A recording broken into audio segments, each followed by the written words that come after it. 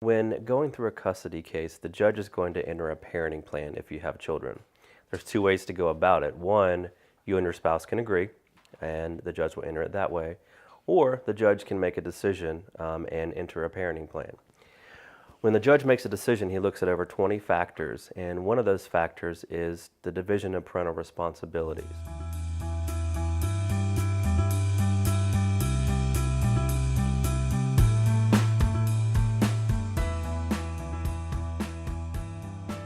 Parental responsibilities are pretty much exactly what it sounds. Who's going to be responsible for what parenting task? For example, who gets the kids up in the morning? Who does homework with them? There's some very basic parental responsibilities like providing food, water, and shelter for your children.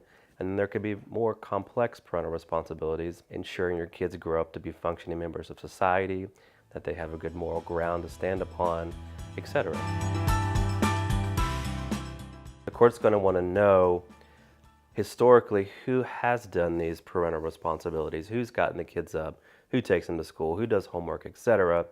The court's also going to want to know, well, once you separate, who's going to continue to do these responsibilities in each household. One important factor the court looks at is, are you going to have to delegate these parental responsibilities to third parties? Is your new spouse going to have to do these? Are you going to have to rely on grandma, your aunt, or someone else in the family? The judge looks at that factor in determining what sort of time-sharing schedule the judge is going to order in a custody case. The majority of people have what's called shared parental responsibility, and they make those decisions together. One party could have sole parental responsibility, and that's often very hard to get. You have to prove that it's necessary and it's in the best interest of the child to have sole parental responsibility. But what that means is one parent alone makes all the decisions and does not have to consult with the other parent when they make that decision.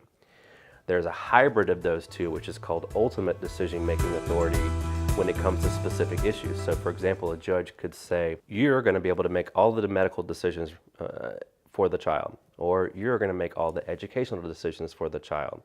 And the other parent doesn't have a say in that specifically, but everything else they would have a say in. And in order to get that, you're going to have to prove that the other parent, for some reason, is being completely obstructionist, or for some reason, they're just refusing to make a decision and really harming the child. I recommend having a more detailed parenting plan, even if you do get along, because in the future, that might always be the case.